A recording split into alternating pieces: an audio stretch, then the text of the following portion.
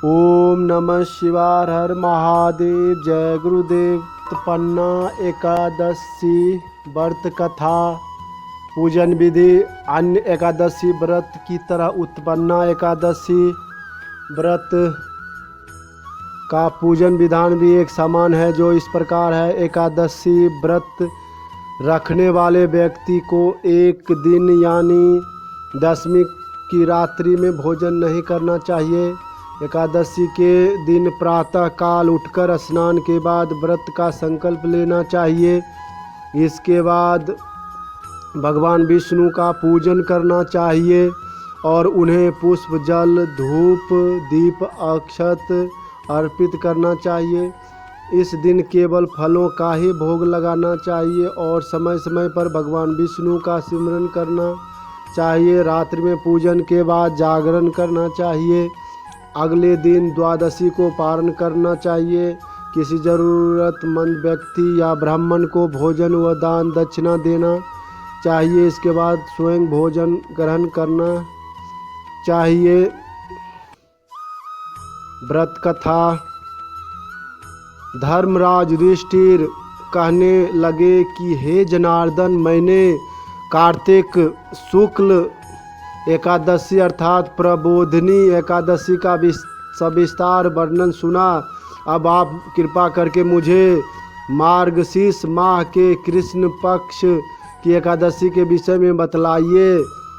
इस एकादशी का क्या नाम है तथा इसके व्रत का क्या विधान है, इसकी विधि क्या है, इसका व्रत करने से किस फल की प्राप्ति होती है, कृपया यह सविस्तार पूर्वक मुझसे कहिए। भगवान श्री कृष्ण बोले, मार्गशीर्ष माह के कृष्ण पक्ष में आने वाली इस एकादशी को उत्पन्ना एकादशी कहा जाता है। यह व्रत शंखोद्वार तीर्थ में स्नान करके भगवान के दर्शन करने से जो फल प्राप्त होता है उसके बराबर पुण्य मिलता है। व्रत करने वाले भक्त को चोर, पाखंडी, परस्त्रीगामी, निंदक, मिथ्याभाषी तथा किसी भी प्रकार के पापी से बात उस दिन नहीं करना चाहिए। इसका महात्म्य मैं तुमसे कहता हूँ, ध्यानपूर्वक सुनो। भगवान श्री कृष्णचंद्र जी महाराज के वचन सुन अर्जुन ने कहा, हे प्रभु, आपने इस एकादशी व्रत के पुण्यों को अनेक तीर्थों के पुण्य से श्रेष्ठ तथा पवित्र क्यों बताया है? कृपा करके यह सब आप विस्तार पूर्वक कहिए। श्री कृष्णचंद्र जी महाराज बोले, हे पार्थ, सतयुग में एक महाभयंकर दैत्य हुआ था, उसका नाम मूर था। उस दैत्य ने इंद्र आदि देवताओं पर विजय प्राप्त कर उन्हें उनके पद से हटा दिया। तब इंद्र ने भगवान शंकर से प्रार्थना की, हे भोलेनाथ, हम सब देवता मूर दैत्य के अत्याचारों से दुखी होकर मृत्युलोक में अपना जीवन व्यतीत कर रहे हैं। राक्षसों के भय से हम बहुत दुखी और कष्ट भोग रहे हैं।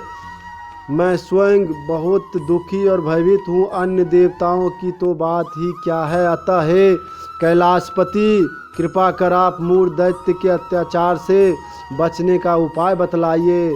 देवराज की प्रार्थना सुनकर भगवान श्री शंकर जी बोले, हे देवेंद्र, आप भगवान श्री हरि के पास जाइए। मधु कैटव का संहार करने वाले भगवान विष्णु देवताओं को अवश्य ही इस भय से मुक्त करेंगे।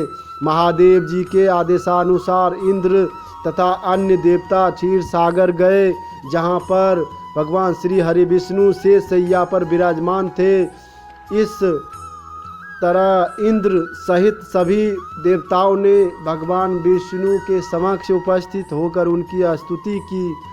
हे तीनों लोकों के स्वामी, आप स्तुति करने योग्य हैं। हम सभी देवताओं का आपको कोटि कोटि प्रणाम है। हे दैत्यों के संहारक, हम आपकी शरण में हैं, आप हमारी रक्षा करें। हे त्रिलोक पति, हम सभी देवता दैत्यों के अत्याचारों से भयभीत होकर आपकी शरण में आए हैं। इस समय दैत्यों ने हमें स्वर्ग से निकाल दिया है और हम सभी देवता बड़ी ही दयनीय स्थिति में मृत्युलोक में विचरण कर रहे हैं। अब आप ही हमारे रक्षक हैं, रक्षा कीजिए हे कैलाशपति, हे जगन्नाथ हमारी रक्षा करें। देवताओं की करुण पुकार सुनकर भगवान श्री हरि बोले, हे देवगणों, वह कौन सा दैत्य है जिसने देवताओं को जीत लिया है? आप सभी देवगण जिसके भय से पृथ्वी लोक में भटक रहे हैं, तथा वह दैत्य इतना बलवान है जिसने इंद्र सहित सभी देवताओं को जीत लिया है। तुम निर्भय होकर मुझे सब हाल बताओ। भगवान विष्णु के इस स्नेहमयी वचनों को सुनकर देवेंद्र ने कहा, हे प्रभु, प्राचीन काल में ब्रह्म वंश में उत्पन्न हुआ नारी जंगम नामक एक असुर था, जिसका मूर नामक एक पुत्र है, जो चंद्रवती नामक नगरी में निवास करता है, जिसने अपने बल से मृत्युलोक और देवलोक को जीत लिया है और सब देवताओं को देवलोक से निकालकर अपने दैत्य कुल के असुरों को इंद्र, अग्नि, यम, वरुण, चंद्रमा आदि लोकपाल बना दिया है।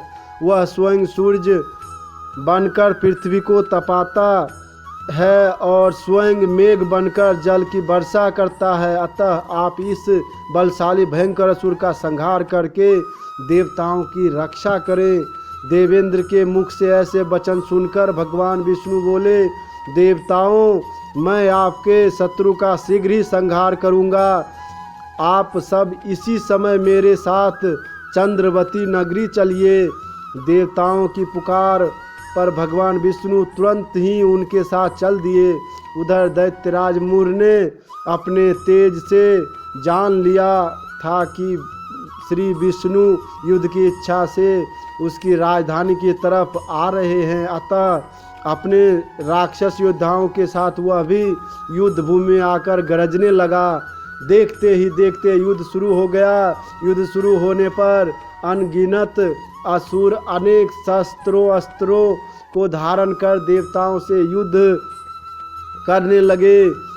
देवता तो पहले ही डरे हुए थे, वह अधिक देर तक राक्षसों का सामना न कर सके और भाग खड़े हुए। तब भगवान विष्णु स्वयं युद्ध भूमि में आ गए। दैत्य पहले से भी ज़्यादा जोश में भरकर भगवान विष्णु से युद्ध करने लगे। वे अपने अस्त्र शस्त्रों से उन पर भयंकर प्रहार करने लगे। दैत्यों के आक्रमण बारों को श्री विष्णु अपने चक्र और गदा के प्रहार से नष्ट करने लगे। इस युद्ध में अनेक दैत्य सदा के लिए मृत्यु की गोद में समा गए, किंतु दैत्यराज मूर भगवान विष्णु के साथ निश्चल भाव से युद्ध करता रहा। उसका तो जैसे अभी बाल भी बांका नहीं हुआ था, वह बिना डरे युद्ध कर रहा था।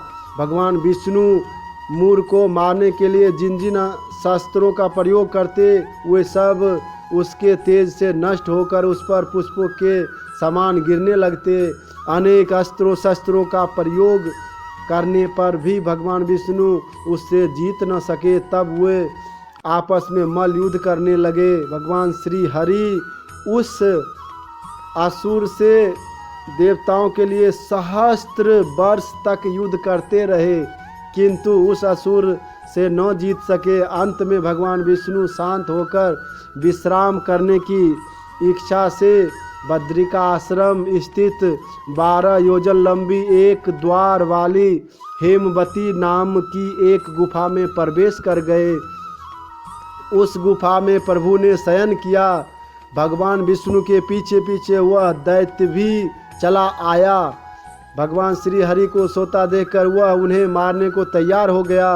वह सोच रहा था कि मैं आज अपने चिर शत्रु को मारकर हमेशा हमेशा के लिए निष्कटक हो जाऊंगा, परंतु उसकी यह इच्छा पूर्ण हो सकी, क्योंकि उसी समय भगवान विष्णु के देह से दिव्य वस्त्र धारण किए एक अत्यंत मोहिनी कन्या उत्पन्न हुई और राक्षस को ललकार कर उससे युद्ध करने लगी। उस कन्या को देखकर राक्षस को घोर आश्चर्य हुआ और वह सोचने लगा कि यह ऐसी दिव्य कन्या कहाँ से उत्पन्न हुई। और फिर वह असुर उस कन्या से लगातार युद्ध करता रहा। कुछ वर्ष समय बीतने पर उस कन्या ने क्रोध में आकर उस दैत्य के अस्त्र शस्त्रों के टुकड़े टुकड़े कर दिए, उसका रथ तोड़ डाला। तब तो उस दैत्य को बड़ा ही क्रोध आया और वह सारी मर्यादाएं भंग करके उस कन्या से मल्ल युद्ध करने लगा। उस तेजस्वी कन्या ने उसको धक्का मारकर मूर्छित कर दिया और उसी मूर्छा टूटने से पूर्व ही उसका सिर काटकर धड़ से अलग कर दिया। सिर कटते ही वह असुर पृथ्वी पर गिरकर मृत्यु को प्राप्त हुआ। बाकी बचे असुर अपने राजा का ऐसा दुखद अंत देखकर भयभीत होकर पाताल लोक में भाग गए। भगवान विष्णु जब निद्रा से जागे तो उस असुर को मरा देखकर उन्हें घोर आश्चर्य हुआ और वे सोचने लगे कि इस महाबली को किसने मारा है। तब वह तेजस्वी कन्या श्रीहरि के से हाथ जोड़कर बोली, हे जगदीश्वर, यह असुर आपको मारने के उद्यत था। तब मैंने आपके शरीर से उत्पन्न होकर इस असुर का वध किया है। कन्या की बात सुनकर भगवान बोले, तुमने इस असुर को मारा है, अतः हे कन्या, मैं तुमसे अत्यंत प्रसन्न हूँ। इसे मारकर तुमने तीनों लोकों के देवताओं के कष्ट को हरा है, इसलिए तुम अपनी इच्छा अनुसार वरदान मांग लो, मैं तुम्हारी प्रत्येक इच्छा को पूर्ण करूँगा। भगवान की बात सुनकर कन्या बोली, हे प्रभु, मुझे यह वरदान दीजिए कि जो भी मनुष्य या देवता मेरा व्रत करे उसके सभी पाप नष्ट हो जाएं और अंत में उसे स्वर्ग लोक की प्राप्ति हो। मेरे व्रत का आधा फल रात्रि को मिले और उसका आधा फल एक समय भोजन करने वाले को मिले। जो श्रद्धालु भक्ति पूर्वक मेरे व्रत को करे वे निश्चय वैकुंठ लोक को प्राप्त करे। जो मनुष्य मेरे व्रत में दिन तथा रात्रि को एक बार भोजन करे वह धन्य धान से भरपूर रहे। कृपा करके मुझे ऐसा वरदान दीजिए। भगवान श्री हरि ने कहा, हे कन्या, ऐसे ही होगा। मेरे और तुम्हारे भक्त एक ही होंगे और अंत में संसार में प्रसिद्धि को प्राप्त होकर मेरे लोक को प्राप्त करेंगे। हे कल्याणी, तुम एकादशी को पैदा हुई हो, इसलिए तुम्हारा नाम भी एकादशी हुआ, और क्योंकि तुम मेरे अंश से उत्पन्न हुई हो इसलिए संसार में तुम उत्पन्ना एकादशी के नाम से जानी जाओगी। तथा जो मनुष्य इस दिन व्रत करेंगे उसके समस्त पाप समूल नष्ट हो जाएंगे। तुम मेरे लिए अब तीज, अष्टमी, नवमी और 14 से भी अधिक प्रिय हो। तुम्हारे व्रत का फल सब तीर्थों के फल से भी महान होगा। यह मेरा आकाट कथन है। इतना कहकर भगवान श्री हरि उसी समय स्थान पर अंतर्ध्यान हो गए। हर हर महादेव, जय शिव शंकर।